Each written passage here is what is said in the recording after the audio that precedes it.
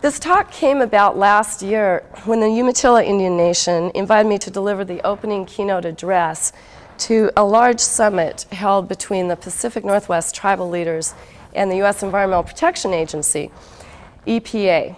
And as most of you know, EPA is the federal agency charged with protecting the quality of our waters. And the more I delved into researching the matter of toxic contamination of tribal harvests, the more disturbed I became at the reality of the situation and the agency's response to it. And I thought this was a message I could not deliver too many times. Toxic contamination of harvest resources strikes at the very core of the sovereign compact between the United States and Indian tribes. Tribes throughout the Pacific Northwest and Alaska are struggling to protect their traditional lifestyles, which rely on the fish, the berries, the roots, and the medicines. And that is true of many other tribes around the United States. Theirs is a lifestyle that has lasted on this continent for literally millennia. Yet tribal people are finding that among all of the threats out there to their resources, the pollution the EPA and the state agencies preside over is contaminating their food supply. A 2001 report issued by the National Environmental Justice Advisory Council for the EPA describes it this way. The waters to which tribes look to meet their needs have become vectors of toxins. Contamination now renders their ways of living a source of exposure to substances toxic to humans and other living things. Yet toxic chemicals continue to be permitted in the air, water, soils, and sediments that together make up home to all life. The problem is pervasive, faced by virtually every tribe across this region and probably across the United States. In Alaska, some native people are fishing in areas where transformers leak PCBs. The Suquamish Indian tribe takes its fish near 11 Superfund sites. In the Spokane River, lead contamination in the water poisons the potatoes gathered by the Coeur d'Alene tribe. The Columbia River, which provides fish for the Umatilla, Nez Perce, Yakima, and Warm Springs tribes, carries heavy metals, agricultural chemicals, radionuclides, PCBs, and many other toxins. Once dangerous chemicals enter the water or air, they can persist, accumulating in the tissues of fish and wildlife, their quantities increasing higher up the food chain, and eventually they end up in the bodies of the people who eat them. Consumption of contaminated fish is a major route of exposure to PCBs, mercury, chlorodyne, DDT, toxaphene, and at least 40 other toxic contaminants. These toxins wreak havoc on a human body. People who ingest them risk cancer, endocrine disruption, neurological damage, birth defects, and developmental problems. In 2003, the affiliated tribes of Northwest Indians passed a resolution calling upon EPA and the states to address this problem. So today I would like to describe 3 sources of law that impose obligations on EPA. And my point will be that EPA needs to braid its mission to make each strand of law reinforce the other. Most people at EPA think only about one source of law consisting of the statutes they administer, like the Clean Water Act or the Clean Air Act. And that's somewhat interesting because the statutes have only been around for 35 years. But almost like an invasive species that takes over a landscape of older plants, these statutes have dominated the agency's focus to the exclusion of 2 much older, more fundamental obligations. Both of these other obligations I'm going to talk about are characterized as trust obligations. One is the Indian Trust Doctrine, and the other is the Public Trust Doctrine. So when I talk about braiding, I'm talking about braiding the Indian Trust Doctrine, the Public Trust Doctrine, and the statutes all together. And a bit later, I hope you will see how these statutes come together with these obligations in the area of traditional harvest. But let's begin by closing the statute books for a moment and imagining the resources important for present and future generations. And they are the air, the waters, the wildlife, the stream beds, the fisheries, and other elements needed to sustain life. The courts of this country characterize those vital natural resources as being in a trust managed by government for future generations. A trust is an ancient legal concept, and it's a simple one. It means someone manages property for the benefit of another. So for example, if you were a trustee of a college account for your niece, You would not be able to profit from that account yourself. You would manage it for her benefit. She's the beneficiary. And there's always three parts to any trust. There's the corpus, the trustee, and the beneficiary. The corpus is the property of the trust, the money in the college account, so to speak. Well, the government is the only institution that's enduring with control over human actions that affect natural resources. And so courts characterize it as the trustee of these resources. So that means it holds the corpus, the waters and the wildlife, as its property that it must manage for the beneficiaries, meaning the citizens. And with every trust concept, there is a core duty of protection. The trustee must protect the assets for the beneficiary as if it were his own. And that means taking action to defend that trust against injury, and where it's been injured, to restore it. In the case of a natural trust that lasts in perpetuity, this obligation lies at the very heart of government's purpose. The amount of natural wealth passed to future generations depends entirely on how well government defends that trust. So with that background, let me portray the first obligation, the Indian Trust Doctrine. Before the United States formed, the Native nations controlled vast Aboriginal territory on this continent. They were the sovereigns who managed the natural trust on this land. And their survival hinged on nature's resources. And so they developed a system, perfected over thousands of years of governance, to ensure that those resources would be available to the beneficiaries in distant generations. And while tribes did not describe their law in Western terms, the governing sovereign mandate across all tribes of this region and others was and still is a trust concept. Tribal leaders speak of natural law, which designates them as the stewards of the plants, the air, the animals, and the waters. Well, when conquest occurred, the United States government forced a massive cession of land and left tribes with very small remnants of homelands, as you know. The United States became the new sovereign ruler on the land, and along with the states became the new trustee over all the natural resources in ceded territory. But this tribal cession of land was based on a promise that the federal government would protect the tribes' lifeways, which incorporated traditional harvest. And the tribes relied on this promise in ceding all of their land, and courts have enforced it through a trust concept. As part of this, the federal government is deemed trustee of all Indian lands and resources, including those off the reservation that support traditional harvest. In a 2001 Supreme Court case involving the Klamath tribe, for example, the court described the trust doctrine as, quote, one of the primary cornerstones of Indian law. And courts apply this obligation to every federal agency, not just the Bureau of Indian Affairs. Courts have directly applied the duty to EPA, and in fact, in 1984, EPA was the very first federal agency to develop a trust policy that served as a model for other agencies. So the trust duty of protection towards Indian interests is the first, one clear strand of obligation EPA has had since the beginning. It's embodied in federal Indian law, and it predates statutory law by about 120 years. Now let's turn to the second obligation, which is relevant when we talk about traditional foods, and that is EPA's public trust responsibility. This is the duty to protect natural resources for future generations. This, too, is a property concept rooted in our law, beginning in 1892 with a landmark Supreme Court case called Illinois Central. The Supreme Court said the government holds all wildlife and navigable waterways in trust for the people so they may have fish and food supply to meet other basic needs.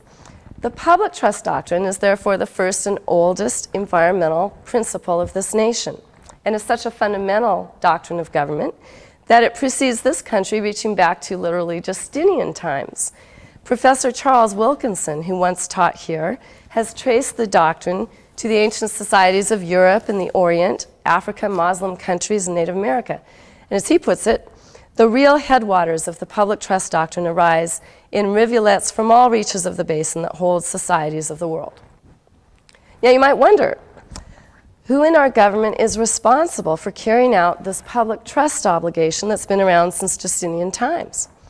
The trustees of today are housed in vast federal agencies, but they are real, live people, as far as I can tell.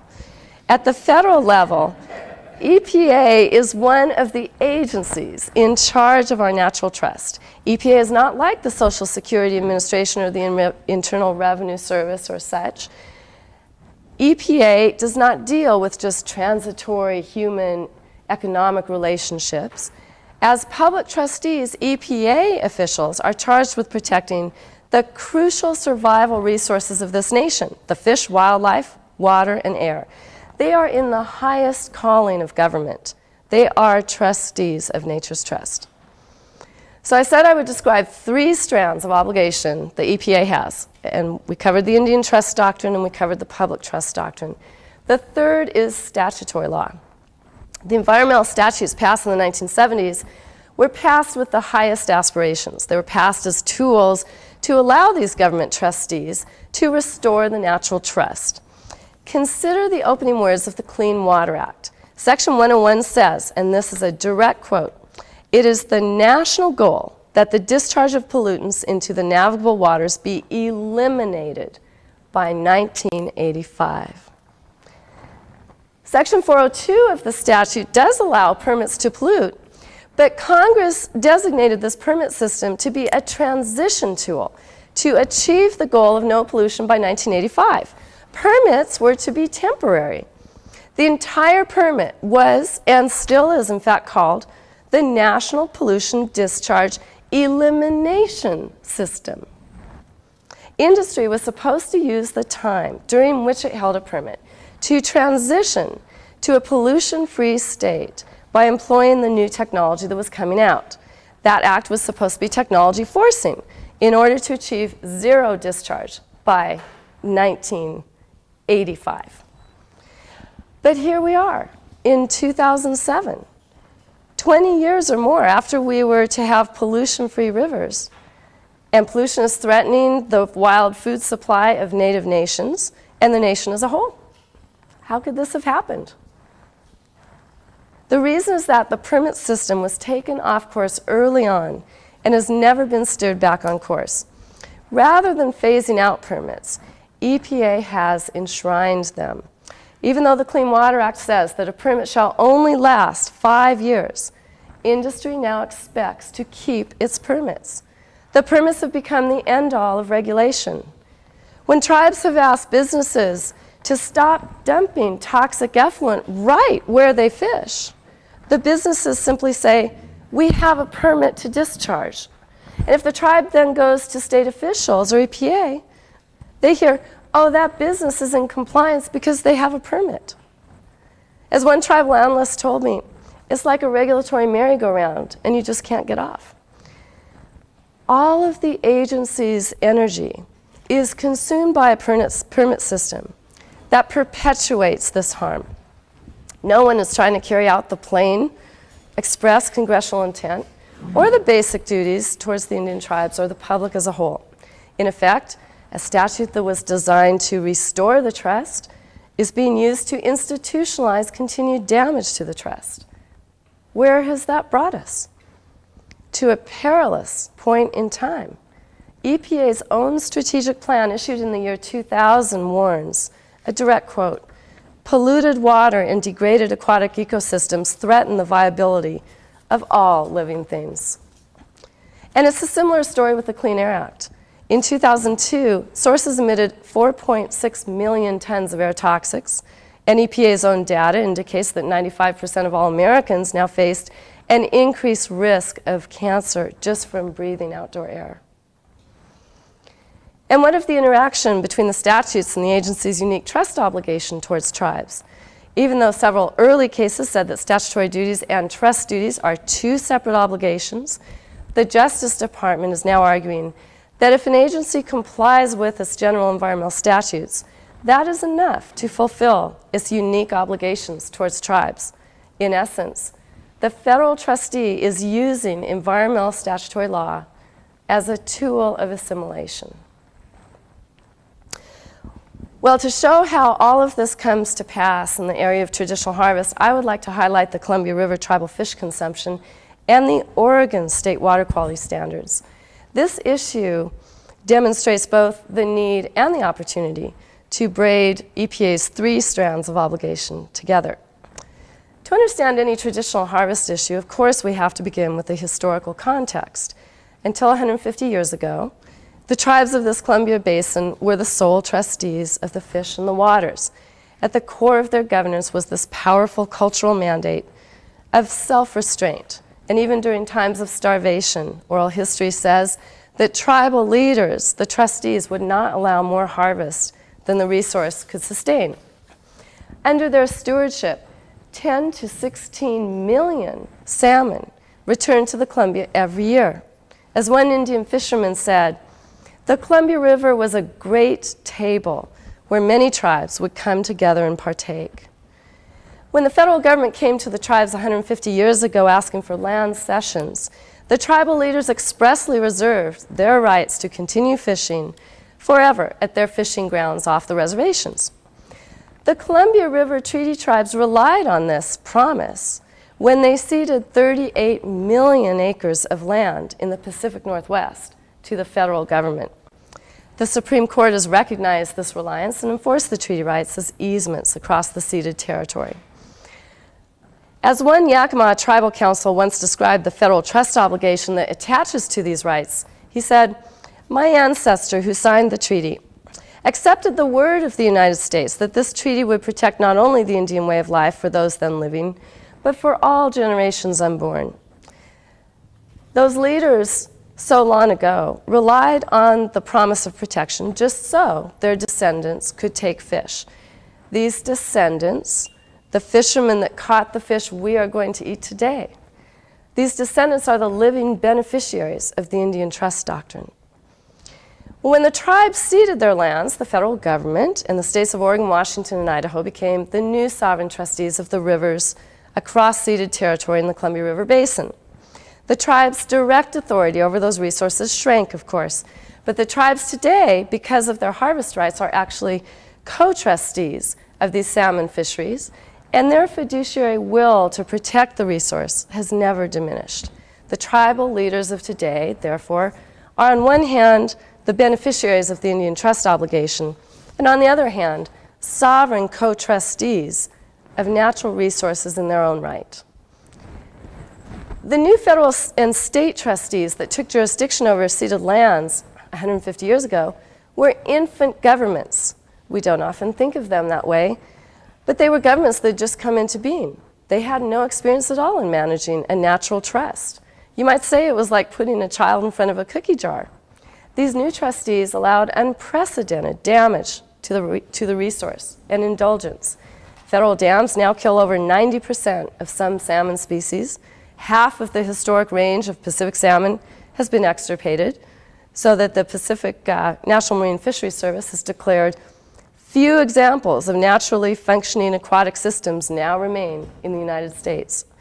And so it is that after 150 years, the federal and state trustees have depleted the salmon trust that had been maintained by tribal trustees for 10,000 years. As a result of federal and state trustees presiding over the great table of the Columbia River Basin, wild salmon runs in the basin are 2% of their historic levels. And now, in addition to the low salmon runs, the fish are contaminated by toxic chemicals present in the waters. In 2002, EPA published a study in which it presented a huge survey of fish contamination. 281 fish samples from various species were collected at 24 sites in the Columbia River, and that's all compiled here. Every fish sampled had at least one of 92 chemicals in varying concentrations. These included chlorinated dioxins and furans, PCBs, arsenic, chloridane, mercury, and DDT. Now, the Clean Water Act is supposed to protect the waters so that it is safe to eat fish from them. And the tool that directs this regulatory process is water quality standards. Now, stick with me here. This is complicated. Water quality standards are the driving force for cutting back the pollution from permitted point sources on the Columbia River.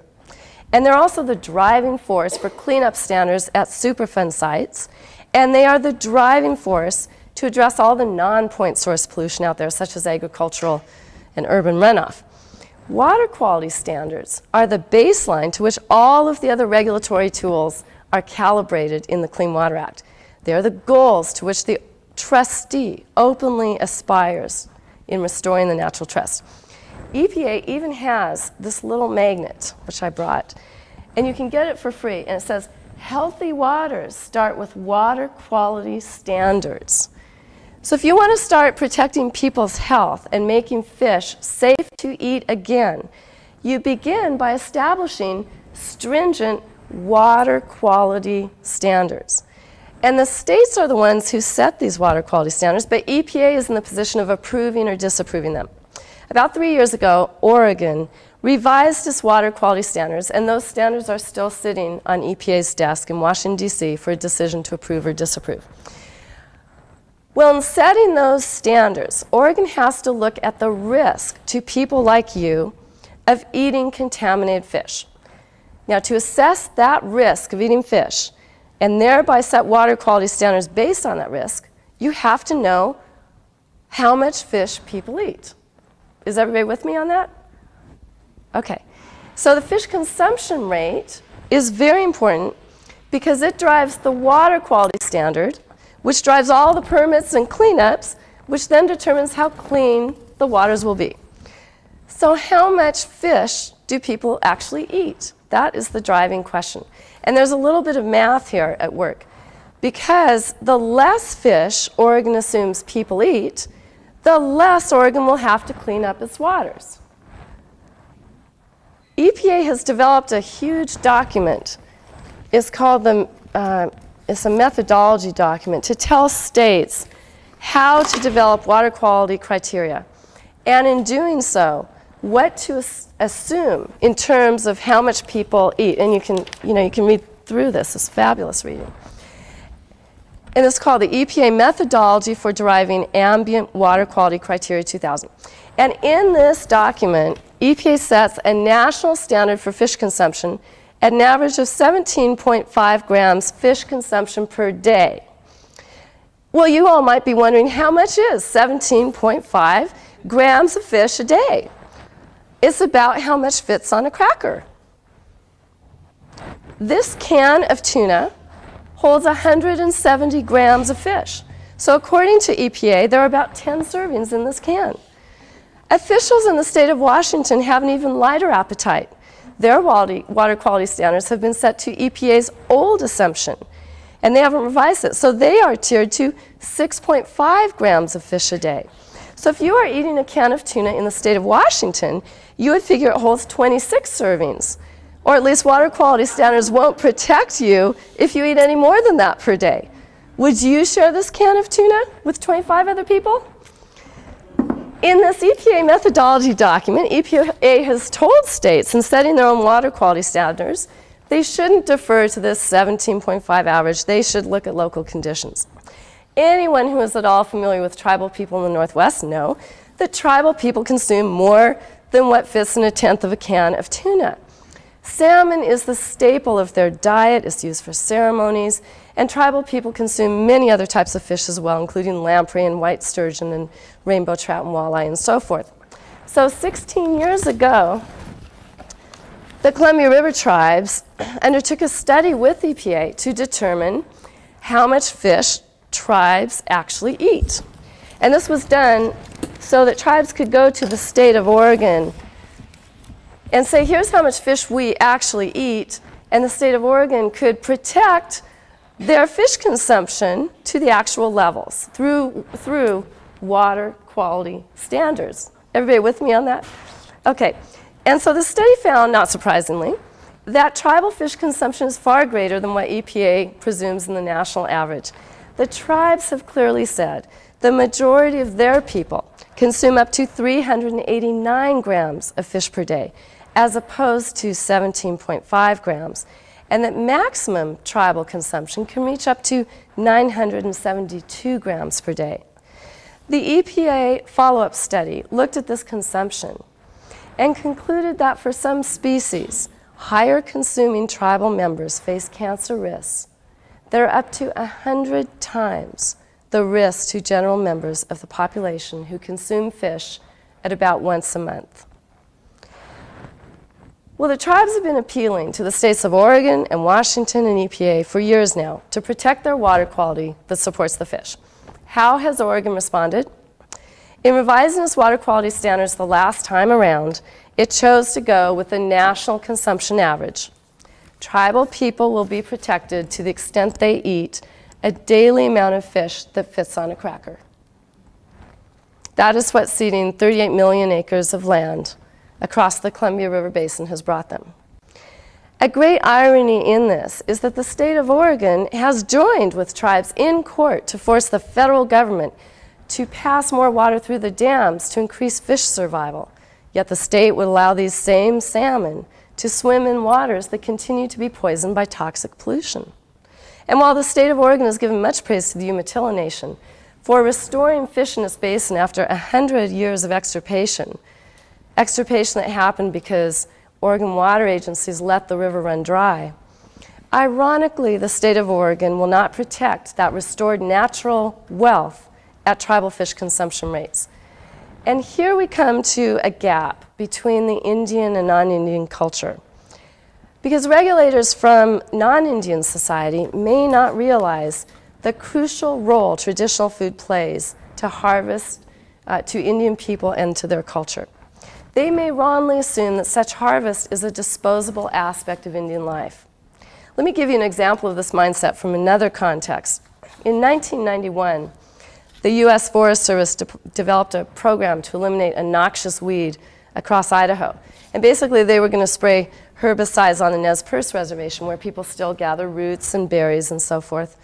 And in commenting on the environmental assessment prepared for this program, the Nez Perce tribe told the department that its people use these areas for gathering fish and roots and medicines, and that the spraying could harm the plants and thereby harm the people. So the final environmental assessment came out, and under Section 3B14, which discusses the effects of the program, here's how the federal government dealt with the tribal concerns. Two sentences that pretty much sum up the culture gap. The public may be exposed on a repeated basis to residues on plant materials gathered in the treatment areas. However, public use would decrease because each treatment should result in fewer plants surviving that are commonly collected. So no problem, tribe. If this herbicide works, it's going to kill everything, not just noxious weeds. And so you won't be out there gathering your traditional foods any longer. Therefore, you have no exposure problem. Over 10 years ago, Chairman Anton Mintorn of the Umatilla Nation said there was a crisis in the Columbia River Basin. And he appealed to federal and state trustees to address the collapse of salmon. He said, "It is almost impossible to describe in words the pain and suffering this has caused my people. We have been fishermen for thousands of years. It is our life." Those are the words of a trustee with a will ingrained in his heart to protect the corpus of the trust that his people have relied on for millennia. This will is not imposed on tribal leaders by some statute book. It grew within their hearts as they grew to be adults. It is nurtured by the fishing, the eating of fish, the ceremonies and the prayers, and it is strengthened always by ancestral memory.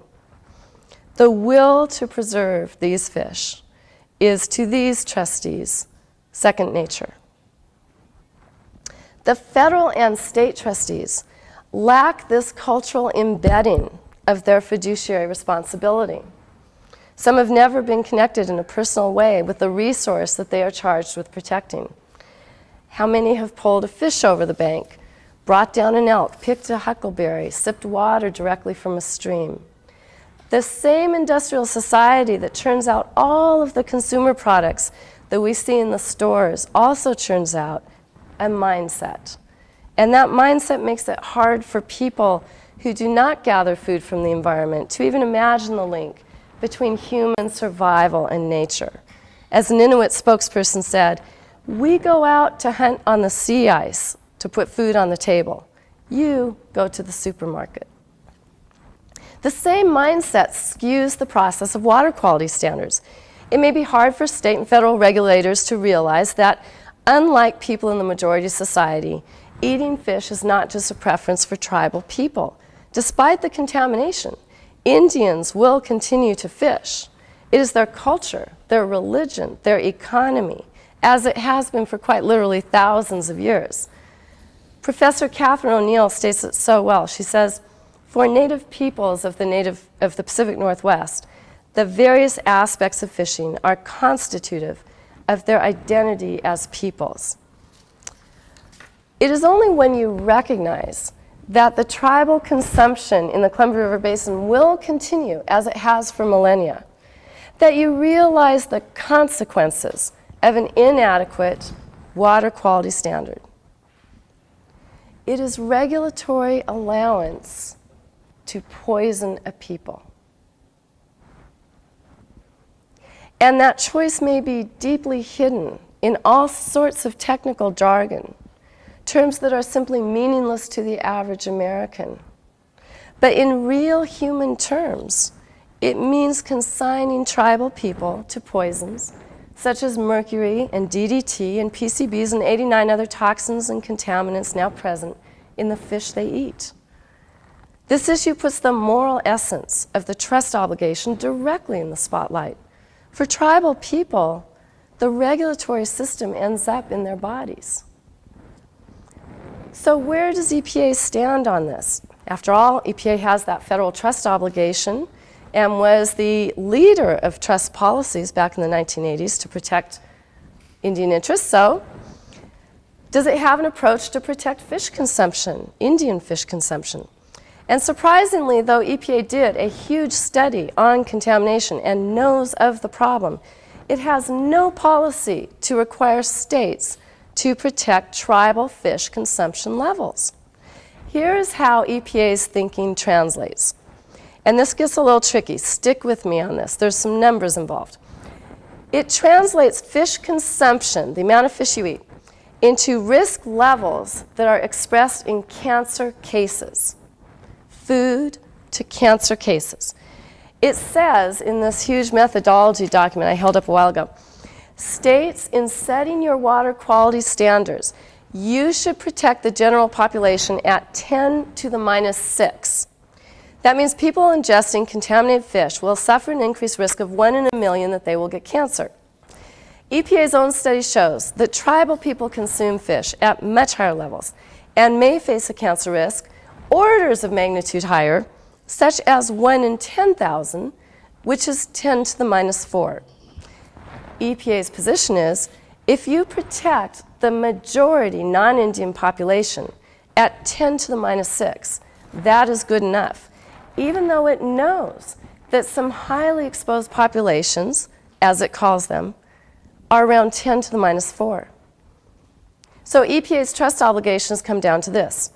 Protect the majority at 10 to the minus 6. Protect Indian people at just above 10 to the minus 4.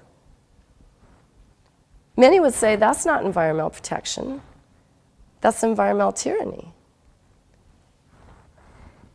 10 to the minus 4. Say it a few times. It almost has the ring of incidental take.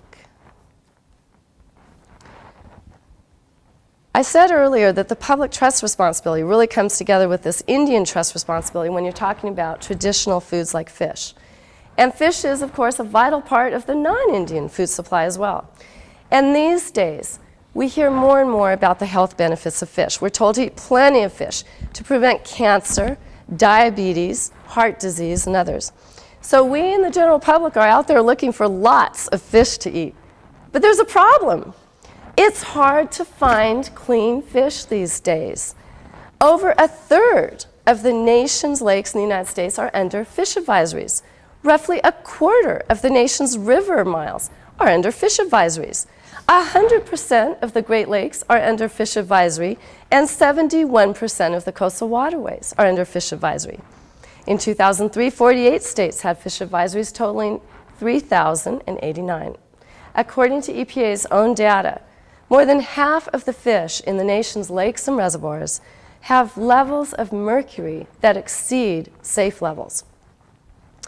EPA is presiding over the contamination of an entire food group. 40 different chemicals or groups give rise to these advisories, though 5 contaminants are primarily responsible. They are mercury, PCBs, dioxins, DDT, and chlordane. And some of these chemicals, like DDT and PCBs, are what we call legacy chemicals. They are now banned, but others are legally dumped and spewed into the air and waters that the public owns under the express permission of the trustee, which is EPA. And what is EPA's response to all this mounting contamination? It has not ended all discharges into waterways, as Congress told it to do by 1985. Instead, we just see more and more fish advisories. In fact, to remind you of the need to consult fish advisories before you eat your catch of the day, EPA offers this complimentary magnet for your refrigerator. It's a little blue fish, a cute one, that says, "Fish for your health." And they'll send it to you just about 5 days after you just put this little fish in your shopping cart on the web, EPA's website. And this little fish says, "Fish are a healthy source of protein, but some fish may be high in contaminants." Use EPA's website to contact your health department about local fish advisories. So this is what the family tradition of going out to fish has come to, and exercise in researching toxins. And as for pregnant women, nursing mothers, children, any women of childbearing age, which is 16 to 49, we are in an extra vulnerable category because of the pervasive methylmercury that has accumulated in fish as a result of air pollution. Methylmercury is an insidious neurotoxin that affects fetal development. 40% of human-caused methylmercury air emissions come from the coal-fired plants that EPA is allowed to operate under the Clean Air Act. And it has approved just another coal-fired plant 2 weeks ago. EPA estimates that 8% of women of childbearing age now have blood mercury contamination greater than what the agency considers safe, and that more than 300,000 newborns each year have an increased risk of learning disabilities due to fetal exposure to methylmercury. Some independent scientists have said this figure should actually be triple, is actually triple. So what is the trustee's response? This glossy brochure with a picture of a pregnant woman warns of the dangers of mercury and shellfish. And on one hand, the brochure says women and young children in particular should include fish or shellfish in their diets due to the many nutritional benefits. But on the other hand, it says nearly all fish and shellfish contain traces of mercury. It tells them not to eat sharks, swordfish, king mackerel, and tilefish. It discourages them from eating white albacore tuna, which used to be my favorite. And it goes on to tell them that fish advisories must be consulted before consuming any fish. This vulnerable population is actually a huge segment of the American public. Females born today have 49 years, their entire childbearing years, to be under mercury warnings. So this is what has come of EPA's public trust duty, a glossy brochure and a little blue fish magnet, alerting the beneficiaries of an entire risk to a whole food group, and it is their burden before exercising the timeless right of public fishing to get on the web to see whether the fish they catch might be contaminated. Is this not a crisis for all American people, not just Indian people? Well, as you know, the definition of insanity is doing something the same way 1,000 times over and expecting a different result on the next attempt. EPA cannot continue to do things the same way without risking our health when we eat fish, drink water, and breathe air. It is time for EPA to break its mission, to isolate those 3 strands of obligation, the Indian Trust Doctrine, the Public Trust Doctrine, the statutes, and weave them together with unity. There's not a moment to waste. On a very broader level, global warming threatens to undo the very life systems that support humanity.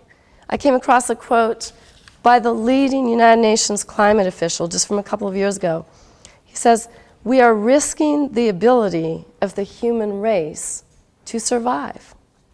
And yet, the EPA, the one federal agency charged with preventing air pollution into our atmosphere, seems paralyzed to confront this crisis. In fact, as I mentioned, they are still approving coal-fired plants. As Al Gore says, there is such a thing as being too late. So how can the agency braid its mission to use statutory law in furtherance of its trust duties? There are many good people at EPA, and they want to do the right thing. In fact, I've spoken to many of them in doing this research. And the minds of many can break an agency mindset. But we have to take down the bars one by one. And so what are those bars? One is the politics of this administration. Here's what the good people at EPA say. They say, what we can do politically and what we should do are two different things. And they're saying, we're just waiting for another administration. Others are saying, we can do small things if we operate under the radar. Great. Some of the good people at EPA are becoming demoralized. There's an old Slavic saying that goes, we must save despair for better times. This is the time for the good people at EPA to find the hero and innovator within. Here's the basic political problem. The pressure we expect from the public, which is all of us, to preserve our natural trust has been diffused by the terms in which we speak of environmental protection. We have statutes that have grown so complex and so weighted down by acronyms that we hardly know what they mean. We're using figures such as 10 to the minus 6 and 10 to the minus 4 to describe how many cancer cases might result from eating fish. We have pages upon pages of EPA methodology for setting water quality standards based on human body weights and intake rates, RFDs, TSDs, RSCs, median values and high-end values, geometric means and 95th percentiles and trophic level breakouts. And my favorite, fish weight loss assumptions in cooking. You know, that's how much fish, that's how much fat the fish loses in the frying pan. The public believes the rivers are protected because we had a statute saying that all water pollution would be eliminated by 1985. As a result of EPA's impenetrable terminology, the public has no clear images of the failed system on its political radar. And so there's not the public pressure necessary to keep EPA from being captured by the very industries it is supposed to protect the trust against for Indian people and non-Indian people. The people left in EPA who want to do the right thing should sharpen the images, and the public should help them do it. Changing an entire mindset of an agency is done with words, and it will take everybody articulating the same values before this happens. Last year when I gave this talk to EPA officials, there were tribal leaders and EPA officials sitting right in the same room together. And I asked them all to imagine tribal people sitting around the great table of the Columbia River, as they have done for millennia, but this time joined by non-Indians as well, including pregnant women, nursing mothers, and children. And all of them are going to eat fish.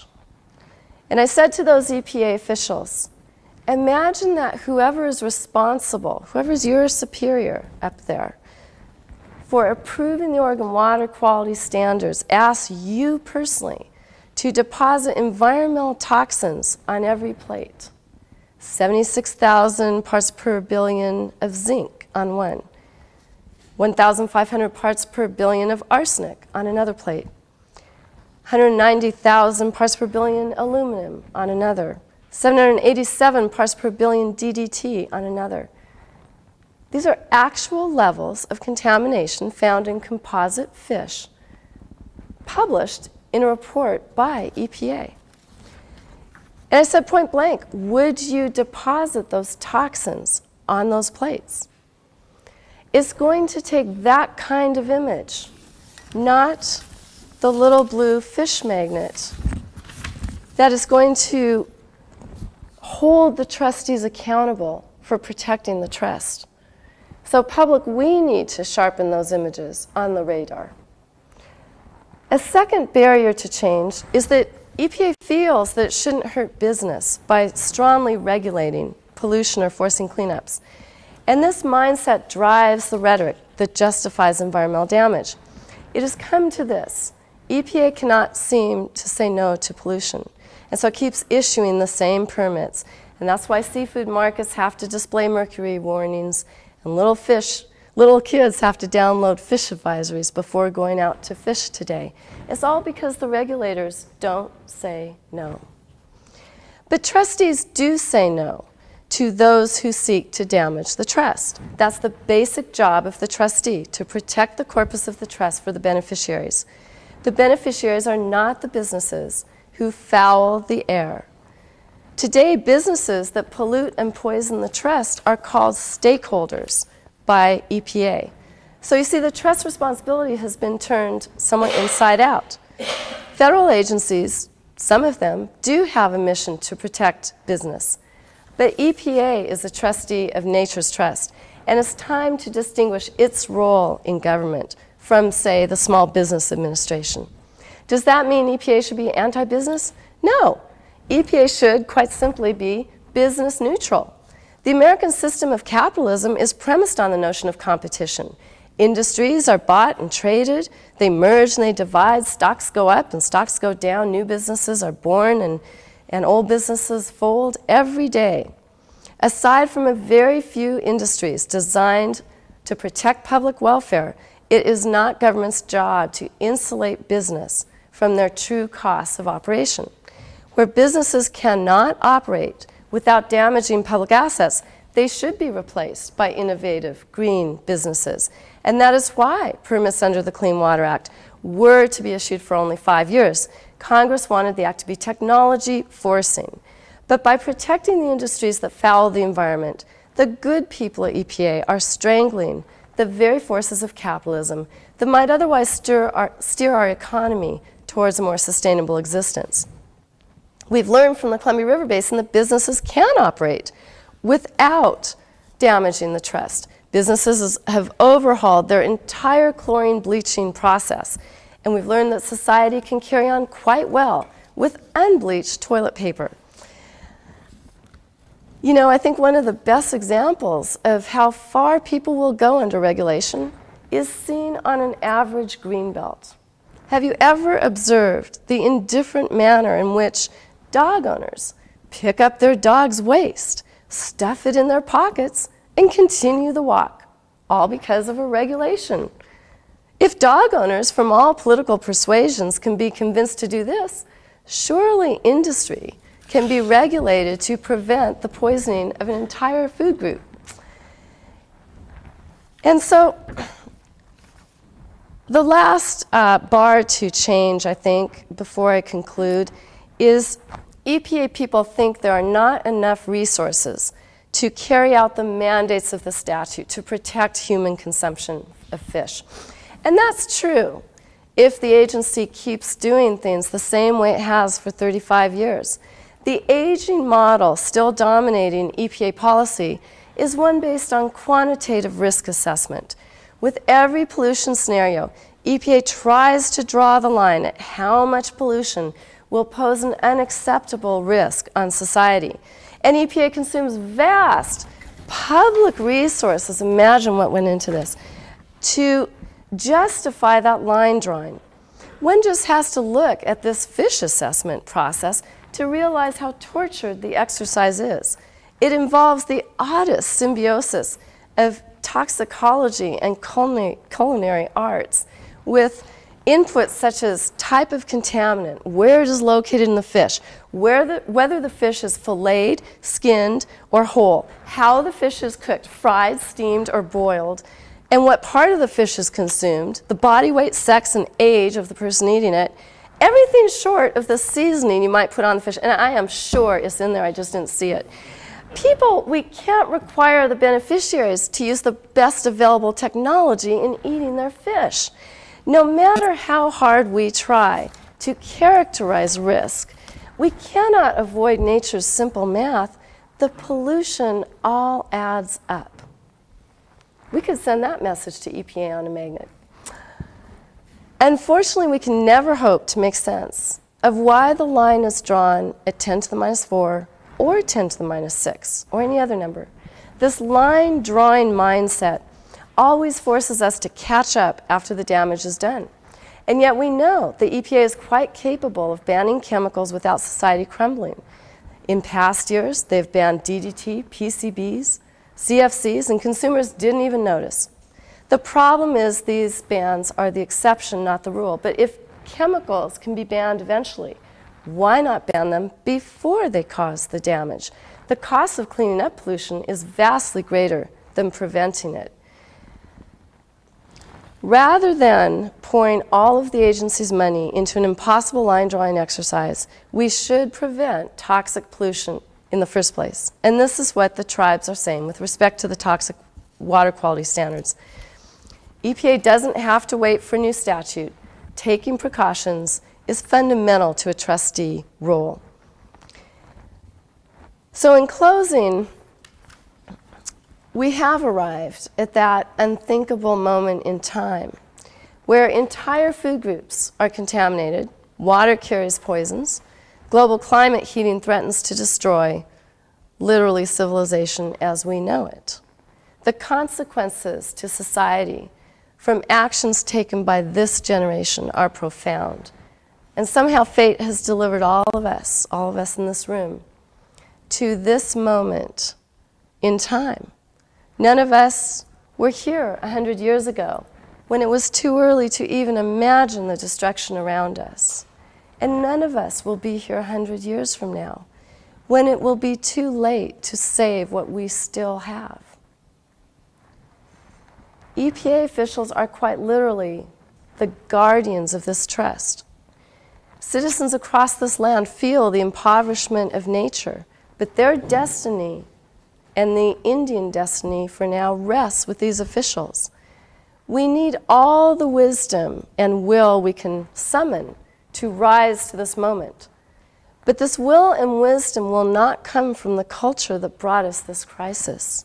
It can only come, and I'm convinced it will come, from the native people who carried out their trustee duties on this land, who speak always of their obligations towards distant generations. Tribal leaders hold that will that is indispensable to protecting nature's trust. That will must somehow now combine with the power and authority yielded by the federal and state trustees. I would like to close with words that my wonderful colleague and friend, our wonderful colleague and friend, Renard Strickland, wrote. They hold such wisdom for the situation we find ourselves in today. And I'm taking the liberty of combining two different passages, Renard. I couldn't choose between them. But I'll close with these words. History suggests that if mankind is to survive, the next 500 years must be rooted in the pre-Columbian ethic of the Native American. The second American quincentenary belongs to the Indian.